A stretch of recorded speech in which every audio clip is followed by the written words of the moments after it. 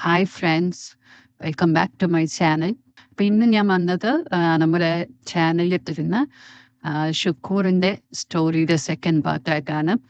അപ്പം അതിൻ്റെ first part കണ്ടിട്ടില്ലാത്തവരുണ്ടെങ്കിൽ ഞാൻ അതിൻ്റെ ലിങ്ക് ഡിസ്ക്രിപ്ഷനിൽ ഇട്ടിട്ടുണ്ട്. അത് കേട്ടിട്ട് വേണം ഇത് കേൾക്കാൻ. കെട്ടിയോൻ മരിച്ചിട്ട് 5 വർഷമായി ഒറ്റയ്ക്ക് കഴിയുന്ന ബിൻസിക്ക് ചിലതൊക്കെ തെളിയിക്കാൻ കിട്ടിയ അവസരം കൂടിയായി മാറിയത്. ശരിക്കും ഷുക്കൂറിന്റെ മെഡിക്കലും സാമർഥ്യത്തിലും ബിൻസി വീണുപോയിരുന്നു.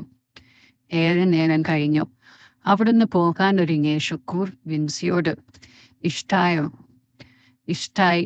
പിന്നൊന്നെ വളയ്ക്കാൻ വീട്ടിൽ തന്നെയാണല്ലേ? ഇതുപോലെ ഒരുപാട് അനുഭവങ്ങൾ ഉണ്ടായിട്ടുണ്ടല്ലേ? കിട്ടുന്ന അവസരങ്ങളൊന്നും ഞാൻ തയ്യാറില്ല. അപ്പോ കുറെ പെണ്ണുങ്ങൾ ലിസ്റ്റിലുണ്ടാകുമല്ലോ. ഉണ്ടെന്ന് മുട്ടിക്കോ. ഇനി എന്നാ? വീട്ടുപണി തുടങ്ങുമല്ലേ? അതിനിടയിൽ നമുക്ക് ഇഷ്ടം പോലെ സമയം കിട്ടും. ബിൻസി, അത് കഴിയുമ്പോൾ എന്നെ ഉപേക്ഷിച്ച് പോകുമല്ലേ? നിനക്ക് വേണമെങ്കിൽ ഞാൻ എപ്പോഴും കൂടെ ഉണ്ടാകും. എൻ്റെ മക്കളെയാണ് എനിക്ക് പേടി. തെറ്റുപ്രായം ആയ കുട്ടികളാ. അതിനെന്താ, അവരറിയാതെ നമുക്ക് നോക്കാം. ബിൻസി, ഇതൊക്കെ അറിയാൻ ആഗ്രഹിക്കുന്ന പ്രായമാണ് അവരുടെ.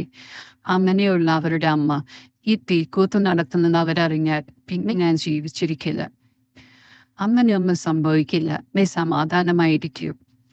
കുറച്ചു കഴിഞ്ഞ് യാത്ര പറഞ്ഞവൻ ഇറങ്ങി. 2 ദിവസത്തിനുള്ളിൽ ബിൻസിയുടെ വീട് പണി തുടങ്ങി. ഇതിനിടയിൽ ഒരിക്കൽ പോലും അവളുടെ മക്കളെ ഒന്ന് കാണാൻ ഷുക്കൂറിന് കഴിഞ്ഞില്ല. അവൻ അവിടെ തന്നെ നിന്ന് വീട്ടുപണിക്ക് മേൽനോട്ടം വഹിച്ചു. അച്ഛൻ്റെ മരണശേഷം ഇതുവരെയും സുജ ജോലിക്ക് വന്നു തുടങ്ങിയില്ല. ഷുക്കൂറിന്റെ മകൻ ആസിഫാണ് ബിൻസിയുടെ വീടിന്റെ പ്ലാൻ റെഡിയാക്കിയത്. എഞ്ചിനീയറിംഗിന് പഠിക്കുന്ന അവൻ നല്ല ആത്മാർത്ഥതയുള്ളവനും കഴിവുള്ളവനുമാണ്. ഒരു ദിവസം ഷുക്കൂറിന് സുജയുടെ ഫോൺ വന്നു. ഇക്ക, എനിക്ക് കുറച്ച് പൈസയുടെ ആവശ്യമുണ്ട്, ഒന്ന് എത്തിച്ചു തരാമോ? അടുത്ത ആഴ്ച മുതൽ ഞാൻ ജോലിക്ക് വന്നുകൊള്ളാം. നിന്റെ കെട്ടിയവൻ അച്ഛൻ മരിച്ചതിന് നീ എന്തിനാ ലീവ് എടുത്തിരിക്കുന്നത്? അമ്മയുടെ കയ്യിൽ പൈസ ഒന്നുമില്ല.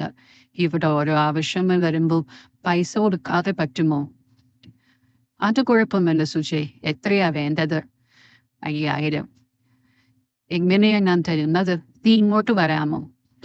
അയ്യോ ഇക്ക, ഞാനിപ്പോ എൻ്റെ വീട്ടിലാണ്. ചേട്ടനാണെങ്കിൽ മരണമിട്ടില്ല. ആരുടെയെങ്കിലും കയ്യിലൊന്ന് കൊടുത്തു വിടാമോ? ഞാൻ നോക്കട്ടെ ആരുടെ കയ്യിൽ കൊടുത്തുവിടും എന്നാലോചിച്ചു നിൽക്കുമ്പോഴാണ് തൻ്റെ മകനായ ആസിഫ് ബൈക്കിൽ സൈറ്റിലേക്ക് വന്നത്. അവന്റെ കയ്യിൽ പൈസ കൊടുത്ത് സുജയുടെ വീട്ടിലേക്ക് വിട്ടു. ആസിഫ് സുജയുടെ വീട്ടിലെത്തി. ഒരു ചെറിയ വാർക്ക വീടാണ്. അവൻ ബൈക്ക് നിർത്തി സുജയെ വിളിച്ചുകൊണ്ട് ചാരിയിരുന്ന് വാതിൽ തുറന്ന് അകത്തേക്ക് കയറി. പല പ്രാവശ്യം വന്നിട്ടുള്ളത് കൊണ്ട് അവന് വീട് പരിചയമാണ്. അകത്ത് കയറിയിട്ടും ആരെയും കാണുന്നില്ല. അവൻ ഹാളിലുള്ള സെറ്റിയിലിരുന്നു. പെട്ടെന്നാണ് ഹാളിൽ തന്നെയുള്ള കോമൺ ബാത്റൂം തുറന്ന് സുജ ഇറങ്ങി വന്നത്. ആ രൂപം കണ്ട് അവൻ സെറ്റിയിൽ നിന്ന് എണീറ്റുപോയി. കുളി കഴിഞ്ഞ് സുജ ഒരു നേരിയത് മാത്രം എടുത്ത് ഈറനണിഞ്ഞ് കുറച്ചു തുണി കയ്യിലും പിടിച്ചാണ് പുറത്തിറങ്ങിയത്. സുജയുടെ മുടികളിൽ നിന്ന് വെള്ളം ഇറ്റിറ്റ് വീഴുന്നുണ്ട്. കുളി കഴിഞ്ഞ് നല്ലവണ്ണം തല തുവർത്തിയിട്ടില്ല എന്ന് തോന്നുന്നു. അവനെ കണ്ട അവളും അവളെ കണ്ട അവനും ഞെട്ടിത്തെറിച്ചു. എന്ത് ചെയ്യണമെന്നറിയാതെ അവൾ ഒരു നിമിഷം നിന്നു. ഇങ്ങനെ ഒരാൾ കയറി വന്നിരിക്കുമെന്ന് സ്വപ്നത്തിൽ പോലും അവൾ പ്രതീക്ഷിച്ചില്ല. അതുകൊണ്ടാണ് അവൾ ഈ വേഷത്തിൽ ഇറങ്ങി വന്നത്. പെട്ടെന്ന് അവൾ റൂമിലേക്ക് ഓടി. അവന്റെ മുന്നിലൂടെയാണ് അവൾക്ക് റൂമിലേക്ക് പോകേണ്ടത്. അവന്റെ മുന്നിലെത്തിയതും നീളം എത്താത്ത നേരിയത് അവളുടെ നടപ്പിന്റെ ആയാസത്തിൽ അഴിഞ്ഞു വീഴാനൊരുങ്ങി. അവൾ അയ്യോ എന്നറിക്കൊണ്ട് അഴിഞ്ഞു താഴെ വീഴാൻ പോയ തോൾക്കുമുണ്ട് പണിപ്പെട്ടിടത്തിൽ ചുറ്റാൻ ശ്രമിച്ചുകൊണ്ട് റൂമിന് പുറത്തേക്ക് ഓടി. സോപ്പിന്റെയും തലമുടിയിൽ സുജ തേക്കാറുള്ള വെളിച്ചെണ്ണയുടെയും ഇത് കലർന്ന വാസന ആ ചെറിയ ഹാളിൽ പരന്നു. ഫോണിലല്ലാതെ ഈ സീനൊന്നും കണ്ടിട്ടില്ലാത്ത അവന് എന്തോ പോലെയൊക്കെ ആവാൻ തുടങ്ങി. ജൂനിയർ ആസിഫ് ഉണർന്നു. പിന്നെ അവൻ ഒന്നും ചിന്തിച്ചില്ല. വരുന്നത് വരട്ടെ എന്ന് ഓർത്തുകൊണ്ട് അവൻ സുജിയെ വട്ടം കയറി പിടിച്ചു. അവന്റെ നിയന്ത്രണവും നഷ്ടപ്പെട്ടു കഴിഞ്ഞിരുന്നു. അവളെ വലിച്ചു ചേർത്ത് നിർത്തി കെട്ടിപ്പിടിച്ചു. നീര്യതടങ്ങി ഒരു ചെറുപ്പക്കാരന്റെ മുന്നിൽ നിൽക്കേണ്ടി വന്ന ചളിപ്പോടെ അവൻ അവനെ തടയാൻ ശ്രമിച്ചു. മോനെ ആസിഫെ, വേണ്ടട, അടുത്ത മോനെ. അതൊന്നും കേൾക്കാൻ അവന് ചെവി ഉണ്ടായിരുന്നില്ല. 22കാരനായ ആസിഫിന്റെ മുന്നിൽ വീണ കിട്ടിയ ഇരയായിരുന്ന സുജ. അവൻ അവളെ കെട്ടിപ്പിടിച്ചു. ഇത്രയും അടിപൊളി ചരക്കായ സുജിയെ നല്ലൊരവസരത്തിന് ഒത്തുകിട്ടിയാൽ ചെറുപ്പക്കാരനായ അവൻ വിടുമോ? ആദ്യമൊക്കെ അവൾക്കൊത്തരി മാറി എതിർക്കാൻ ശ്രമിച്ചെങ്കിലും എതിർത്തിട്ട് കാര്യമില്ലെന്ന് പിന്നീട് അവൾക്ക് മനസ്സിലായി. അവന്റെ തെറ്റല്ല, തന്റെ തെറ്റാണ്. ഒരു പെണ്ണിനെ ഇത്തരത്തിൽ കിട്ടിയാൽ അവനെ പോലുള്ള ചെറുപ്പക്കാരൻ വിടുമോ? അത്രയുമേ അവനും ചെയ്തുള്ളൂ. അവന്റെ ആഗ്രഹം സാധിച്ചു കൊടുക്കാൻ തന്നെ അവൾ തീരുമാനിച്ചു. കട നടത്തുന്ന അല്പപ്രാണിയായ തന്റെ കെട്ടിയവൻ വല്ലപ്പോഴും എന്തെങ്കിലും കാട്ടിക്കൂട്ടുന്നുണ്ടെങ്കിലും തനിക്കൊന്നും ആവാറില്ല. ഇവന്റെ വാപ്പാക്ക് എല്ലാം കൊടുക്കാൻ തീരുമാനിച്ചിരുന്നതാണ്. പാപ്പായേക്കാൾ സുന്ദരനും സുമുഖനും ചെറിയ പയ്യനുമായ ഇവനാണ് അതിനുള്ള ഭാഗ്യം കിട്ടിയത്. തന്നെ നോക്കി തൃപ്തി കാണിക്കുന്ന അവനെ ചേർത്ത് പിടിച്ച് അവൾ ഉമ്മ വെച്ചു. മോനെ, തിരക്ക് പിടിക്കേണ്ട, എന്തായാലും ഇത്രയൊക്കെയായി. ഇനി നീ എന്നെ വെറുതെ വിടില്ലെന്ന് എനിക്കറിയാം. ഞാൻ ആദ്യം വാതിലടയ്ക്കട്ടെ, എന്നിട്ട് നമുക്ക് റൂമിലേക്ക് പോവാം. നിനക്ക് വേണ്ടതൊക്കെ അവിടെ വെച്ചാവാം. അവനെ മാറ്റിയിട്ട് അവൾ പോയി വാതിൽ ചാരി. അവനെ ചേർത്ത് പിടിച്ചുകൊണ്ട് അവൻ റൂമിലേക്ക് കയറി. അകത്ത് കയറിയ അവനിൽ ആദ്യത്തെ ആവേശമൊന്നും കണ്ടില്ല. അത് ശരി, കുറച്ചു നേരത്തിൽ വെപ്രാളം കാണിച്ച ആൾക്ക് നാണമോ? നീ കൊള്ളാലോ, അവൾ പറഞ്ഞു. നീ ആദ്യമായിട്ടാണോ? അതെ. ഇതുവരെയും നിനക്കൊന്നും? ഇല്ല ചേച്ചി. നീ കാണാൻ നല്ല മൊഞ്ചനാണല്ലോ. നിനക്കൊരു പ്രേമം പോലും ഇതുവരെ ഇല്ലേ? ഇല്ല ചേച്ചി, ആരെങ്കിലും നയം തരണ്ടേ? ആവശ്യമുള്ളവർ വേണം അതിന് ശ്രമിക്കാൻ. സാരമില്ല, ഇപ്പൊ എനിക്ക് ഈ സുന്ദരി ചേച്ചി ഉണ്ടല്ലോ. ഇവന് കാണാനുള്ള മൊഞ്ചു മാത്രമേ ഉള്ളൂ. പെണ്ണുങ്ങളെ സൂത്രത്തിൽ വളയ്ക്കാൻ ഇവന്റെ വാപ്പാക്കുള്ള കഴിവൊന്നും ഈ ചെക്കനെ കിട്ടിയിട്ടില്ല. അവൻ മനസ്സിലോർത്ത് ഓടിച്ചിരിച്ചു. എന്താ ചേച്ചി? അവൻ ചോദിച്ചു. ഒന്നുമില്ലടാ. എന്നാ വാ, നമുക്ക് തുടങ്ങാം. അതും പറഞ്ഞ് അവൾ കട്ടിലിൽ കയറി കിടന്നു. ആ കിടപ്പ് കണ്ട് അവൻ വീണ്ടും ഫോമിലേക്ക് വരാൻ തുടങ്ങി. അവളെ തന്നെ നോക്കിയിരുന്ന അവനെ അവൾ 2 കൈകളും വിരിച്ച് അകത്തേക്ക് വിളിച്ചു. അവൻ അവളുടെ അരികിൽ കിടന്നു. അവർ കെട്ടിപ്പിടിച്ചു. പുതിയൊരു സ്നേഹബന്ധത്തിന് അവിടെ തുടക്കമായി. വാപ്പാക്ക് വെച്ചത് മോൻ കൊണ്ടുപോയി. ഈ സമയം ഷുക്കൂറിന്റെ ബീവി ഫസീനയും ഡെലിവറി പയ്യൻ അർജുനും ഫോണിൽ സൊള്ളലായിരുന്നു. അർജുൻ, ഇത്ത പുതിയ കുറച്ച് ഡ്രസ്സ് വന്നിട്ടുണ്ട്, ഞാൻ കൊണ്ടുവരട്ടെ? ഡ്രസ്സ് വാങ്ങിപ്പിക്കാനല്ല വരുന്നതെന്ന് എനിക്കറിയാം. മോനെ, തൽക്കാലം ഇപ്പൊ വേണ്ടടാ. മോൻ പുറത്തേക്ക് എങ്ങോട്ടോ പോയിരിക്കുക. അവൻ ചിലപ്പോ കയറി വരും. അതിനെന്തായിത്താ, ഞാനൊരു ഡെലിവറി പോയി. അവൻ കണ്ടാലും അത്രയല്ലേ കരുതുകയുള്ളൂ. ഇത്തയൊന്ന് കാണാനൊരു പൂതി. ഫസീന ഒരു ചിരിയോടെ പറഞ്ഞു. നിനക്ക് എന്നെ കണ്ട് കൊതി തോന്നുന്നില്ലല്ലേ? ഇത്തയെ പോലൊരു മൊഞ്ചത്തിയെ എത്ര നേരം വേണമെങ്കിലും നോക്കിയിരിക്കാം. തന്റെ സൗന്ദര്യത്തെ പുകഴ്ത്തിയുള്ള അവന്റെ സംസാരം ഫസീനയ്ക്ക് നന്നെ ബോധിച്ചു. അവൾ പറഞ്ഞു, ഒരു കാര്യം ചെയ്യേ, ഈ വരുന്ന വ്യാഴാഴ്ച ഇവിടെ ആരും കാണില്ല. ഇക്കാക്ക് ദൂരെ ഒരു സൈറ്റിൽ പോണം. മോൻ കൂട്ടുകാരും മൊത്ത ടൂർ പോകുമെന്ന് പറഞ്ഞിട്ടുണ്ട്. നീ അന്നേ ദിവസം കുറച്ച് പുതിയ തുണികളുമായി ഇങ്ങോട്ടേക്ക് പോരുക. ഞാൻ എത്തിയിരിക്കും ഇത്ത, ഉറപ്പ്. ഫോൺ കട്ട് ചെയ്ത് അവൻ സന്തോഷം കൊണ്ട് തുള്ളിച്ചാടി. ഇത്രയും നല്ലൊരു സൗന്ദര്യത്തിലും മുന്നിൽ ലഭിച്ചു താൻ ഭാഗ്യവാനാണെന്ന് അവന് തോന്നി. ഈ സമയം സുജിയുടെ വീട്ടിൽ ചർച്ചയെല്ലാം കഴിഞ്ഞ് മാറിയിരുന്ന ആസിഫിനോട് അവൾ പറഞ്ഞു, നിനക്ക് എന്തെങ്കിലും കുടിക്കാൻ വേണോ മോനെ? വേണം ചേച്ചി, വല്ലാത്തതാ. അവൾ അകത്ത് പോയി കുടിക്കാൻ കൊണ്ടുവന്നു. അവന്റെ അടുത്തിരുന്ന് അവളും ദാഹം തീർത്തു. ചേച്ചി, ഞാനൊരു കാര്യം ചോദിച്ചാൽ സത്യം പറയുമോ? എന്താ മോനെ? ചോദിച്ചു. വാപ്പ നിങ്ങളുമായി എങ്ങനെയാണ്? എങ്ങനെയെന്ന് ചോദിച്ചാ നല്ല പോലെയാണ്. എന്താ മോനെ? അതല്ല ഞാൻ ഉദ്ദേശിച്ചത്, ചേച്ചിക്ക് മനസ്സിലായില്ലേ? അതെന്താ നിനക്ക് ഇപ്പോ ഇങ്ങനെയൊരു സംശയം? അതല്ല, വാപ്പ വീട്ടിൽ വന്നപ്പോഴുമേ വരുന്നുള്ളൂ. വന്നാലും ഉമ്മയുടെ അടുത്ത് കിടക്കില്ല. വേറെ റൂമിലാണ് കിടക്കുന്നത്. നിങ്ങളെ പോലെ രണ്ട് ചരക്കുകൾ അടുത്തുള്ളപ്പോ പാപ്പാക്കൊരു കുറവും ഉണ്ടാക്കും എന്നെനിക്ക് തോന്നുന്നില്ല.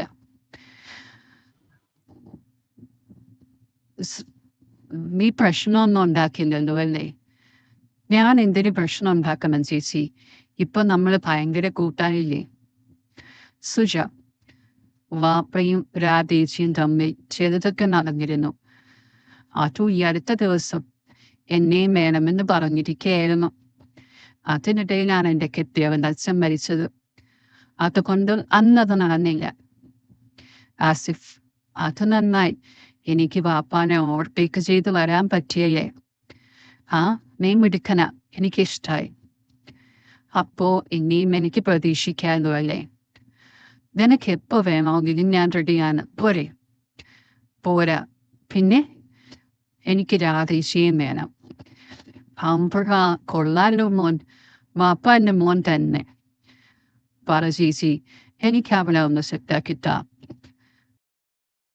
ഞാൻ പറയാം, നീ കാണുമ്പോ ഒന്ന് ശ്രമിക്ക്, അവൾ സമ്മതിക്കും. ചേച്ചിക്ക് മക്കളില്ലേ? ഇല്ല. എന്തേ, മക്കളുണ്ടെങ്കിൽ അവരെയും സെറ്റാക്കാനാണോ? അല്ല, ചോദിച്ചതാ. ഉവ്വ, ആ ചോദ്യത്തിനതുണ്ടായിരുന്നു. ഞാനൊന്ന് ചോദിക്കട്ടരാ, നിന്റെ ഉമ്മ അപ്പൊ എങ്ങനെയാ പട്ടിണി മാറ്റുന്നത്? ഞാനെങ്ങനെ അറിയും? എന്റെ ഉമ്മ പാവമ്മ. അതെ, എല്ലാവരും പാവമ്മ. ഇതൊന്നും വന്നില്ലെങ്കിൽ. അത് ശരിയാ, ഞാനിപ്പോ അനുഭവിച്ചതാണല്ലോ. അവനൊന്ന് ചിരിച്ചു. ഉടനെ തന്നെ നമുക്ക് വീണ്ടും കാണണം. അവൻ പൈസ എടുത്തു കൊടുത്ത് നല്ലൊരു ദിവസം മീന് കിട്ടിയ സന്തോഷത്തോടെ അവിടെ നിന്നും ഇറങ്ങി. ഷുക്കൂർ ബിൻസിയുടെ വീട് പണി തുടങ്ങി 3 ദിവസമായിട്ടും ബിൻസിയുടെ മക്കളെ കാണാൻ കഴിഞ്ഞില്ല. അവർ വാടകയ്ക്ക് താമസിക്കുന്ന വീട്ടിൽ നിന്നും നോക്കിയാൽ കാണുന്ന ദൂരത്തിലാണ് പുതിയ വീട് പണിയുന്നത്. തറ പണി തീർന്ന് ഒരു ഞായറാഴ്ച. പണിത് നനയ്ക്കാനായി വന്നതാണ് ഷുക്കൂർ. നനച്ചു തീരാറായപ്പോഴാണ് ബിൻസിയുടെ വീടിന്റെ മുറ്റത്ത് തന്നെ നോക്കി നിൽക്കുന്ന ഒരു പെൺകുട്ടിയെ ഷുക്കൂർ കണ്ടത്. ബിൻസിയുടെ മകളാണെന്ന് മനസ്സിലാക്കിയ ഷുക്കൂർ അതീവ സന്തോഷത്തോടെ ആ വീട്ടിലേക്ക് തന്റെ ബൈക്കിലെത്തി. അപ്പോഴും ആ പെൺകുട്ടി മുറ്റത്ത് തന്നെ നിൽക്കുന്നുണ്ടായിരുന്നു. അവൻ ബൈക്കിൽ നിന്നും ഇറങ്ങിയതും അവൻ അവന്റെ അരികിലേക്ക് വന്നു.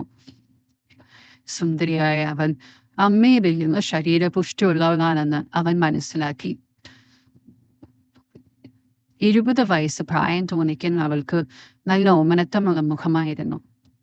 ടീഷർട്ടും ലെഗിൻസും ധരിച്ച അവൾക്ക് ആവശ്യത്തിന് മുഴുപ്പും കൊഴുപ്പുമുണ്ട്. അവളെ കണ്ടതും ജൂനിയർ ഷുക്കൂർ ചാർജായി. സമയമായിട്ടില്ല, ഒന്നടങ്ങടാ ഷുക്കൂറെ, അവൻ മനസ്സിൽ പറഞ്ഞു. ബിൻസിയുടെ മോളല്ലേ? അതെ ചേട്ടാ. മൂത്ത മോളാണോ? എന്താ പേര്? എന്റെ പേര് ദിവ്യ. അനിയത്തി എവിടെ? ഇവിടെയുണ്ട്, അവൾ അകത്ത് വാ. അവൾ മുന്നിൽ നടന്നു. അവളുടെ ആ താളത്തിനൊത്ത് ഇളകിയ അടിയുള്ള നടത്തം കണ്ട് അവൻ ആകെ മനസ്സിനൊരു ചാഞ്ചാട്ടം. അവളോടൊപ്പം അവൻ അകത്ത് കയറി. ചേട്ടൻ ഇരിക്കുക. അവൻ സെറ്റിയിലിരുന്നു. ശബ്ദം കേട്ടിട്ടാവണം ഒരു 18 വയസ്സ് തോന്നിക്കുന്ന പെൺകുട്ടി ചേച്ചിയുടെ പിന്നിൽ നിന്ന് മുഖം കാട്ടി. അനിയത്തിയാണല്ലേ? മോളുടെ പേരെന്താ? സിന്ധു, അവൾ പറഞ്ഞു. 2 പേർക്കും ഒരിടത്താണോ ജോലി? അതെ, പക്ഷേ തന്റെ സെക്ഷനില് ദിവ്യ പറഞ്ഞു, ഇവൻ സെയിൽസ് സെക്ഷനില്, ഞാൻ ഗോഡൌണില്. ഓ, അമ്മയുടെ 2 ദിവസമായി വിളിച്ചിട്ട് കിട്ടുന്നില്ലല്ലോ. അമ്മയോടുണ്ടെങ്കിൽ ഫോൺ കംപ്ലൈന്റ് ആയി, അതാ വിളിച്ചിട്ട് കിട്ടാത്തത്. ഇവിടെ ഒരു ഫോണേ ഉള്ളൂ. ആ, ഒരു നോക്കിയ സെറ്റ് ആയിരുന്നു, അത് പോയി. ബിൻസി അവനൊരു ഗ്ലാസ് ചായയുമായി പുറത്തേക്ക് വന്നു. ഇക്ക വിളിച്ചിരുന്നോ? ഫോൺ പോയിക്ക. അവൾ ചായ അവനെ നീട്ടി. അവൻ അവളുടെ മുഖത്തേക്ക് നോക്കി. വിവിധ ഭാവങ്ങൾ 2 പേരുടെയും മുഖത്തുണ്ടായി. പെട്ടെന്ന് ദിവ്യയെ നോക്കി അവൻ കണ്ടത് തങ്ങളെ തന്നെ നോക്കി നിൽക്കുന്ന അവളെയാണ്. പെട്ടെന്ന് അവൾ നോട്ടം മാറ്റി. ഫോണില്ലെങ്കിൽ എന്ത് ചെയ്യും? ഒരു ഫോൺ അത്യാവശ്യമല്ലേ? ആണ്, പക്ഷെ വാങ്ങാൻ പൈസ വേണ്ടെങ്കിലേ? ചോദിച്ചു ദിവ്യയായിരുന്നു. ആരെങ്കിലും എന്റെ കൂടെ വാ, ഞാനൊരു ഫോൺ വാങ്ങിത്തരാം. അവൻ ബിൻസിയെ നോക്കി. ബിൻസി വരുവാണെങ്കിൽ ചിന്ന വീട്ടിൽ കൊണ്ടുപോയിട്ട് തിരികെ കൊണ്ടുവരാമെന്ന് വിചാരിച്ചാണ് അവൻ അങ്ങനെ പറഞ്ഞത്. ഞാൻ വരാമെങ്കിൽ ദിവ്യ ചാടി പറഞ്ഞു. ആയിക്കോട്ടെ, മോള് പോലെ. ഒരു ഭാവവ്യത്യാസവും കാണിക്കാതെ അവൻ പറഞ്ഞു. അവൾ പെട്ടെന്ന് ഡ്രസ്സ് മാറാൻ അകത്തേക്ക് പോയി. നമ്മുടെ ഒരു അവസരം പോയില്ലേ? അവളോട് രഹസ്യമായി അവൻ ചോദിച്ചു. അവൾ ഒന്ന് ചിരിച്ചിട്ട് സാരമില്ലെന്ന് കണ്ണടച്ചു കാണിച്ചു. ദിവ്യ പെട്ടെന്ന് ഡ്രസ്സ് മാറി വന്നു. ഒരു ചുരിദാറായിരുന്നു അവളുടെ വേഷം. 2 പേരും പോകാനിറങ്ങി. ചേട്ടാ, ഒരു സാധാ ഫോൺ വാങ്ങിയാൽ മതിയിട്ടോ, ബിൻസി വിളിച്ചു പറഞ്ഞു. അയ്യടാ, അങ്കിൾ ഒരു ടച്ച് ഫോൺ വാങ്ങി തന്ന ഞാൻ വേണ്ടെന്ന് പറയില്ല, ദിവ്യ ചിരിച്ചുകൊണ്ട് പറഞ്ഞു. നമുക്ക് നോക്കാം. പറഞ്ഞുകൊണ്ട് ഷുക്കൂർ വണ്ടി സ്റ്റാർട്ട് ചെയ്തു. ദിവ്യ ബൈക്കിൽ കയറി കവച്ചിരുന്നു. അവൻ വണ്ടി വിട്ടു. ബ്രേക്ക് ചവിട്ടുമ്പോൾ ബൈക്കിന് പിന്നിലിരിക്കുന്ന അവൾ തന്റെ പുറത്ത് മുട്ടിയുരിമെന്നത് ഒരു ഉൾക്കൊള്ളിട്ടോടെ അവൻ അറിഞ്ഞു. അവളതൊന്നും ശ്രദ്ധിക്കാത്തതുപോലെയാണ് ഇരുന്നത്. ടൗണിൽ പോയി അവൾക്ക് ഇഷ്ടപ്പെട്ട ഒരു ടച്ച് ഫോൺ തന്നെ വാങ്ങി. അവർ തിരിച്ചു പോരാൻ ഒരുങ്ങിയപ്പോൾ ഷുക്കൂറിന് ഒരു എഞ്ചിനീയറിന്റെ ഫോൺ വന്നു. ഒരു വീടിന്റെ പ്ലാൻ എടുത്ത് മറ്റൊരു സൈറ്റിൽ കൊടുക്കുവാനായിട്ട്.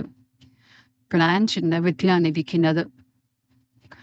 മോളെ, ഒരു ചെറിയ ആവശ്യം, നമുക്കെന്റെ ചിന്ന വീട്ടിൽ ഒന്ന് കയറിയിട്ട് പോകാം. ഒരു പ്ലാൻ എടുത്ത് സൈറ്റിൽ കൊടുക്കാനുണ്ട്. മോൾക്ക് കുഴപ്പമുണ്ടോ? അതിനെന്താ അങ്കിൾ, വണ്ടി വിട്ടോ? എനിക്ക് അങ്കിളിന്റെ ചിന്ന വീട് സെറ്റപ്പ് ഒന്ന് കാണാമല്ലോ. ഷുക്കൂർ ചിരിച്ചുകൊണ്ട്. ഈ അങ്കിൾ എന്നുള്ള വിളി ഒന്ന് മാറ്റുമോ? അവൾ. അങ്കിളിന് എന്തെങ്കിൽ ചേട്ട എന്ന് വിളിക്കാം.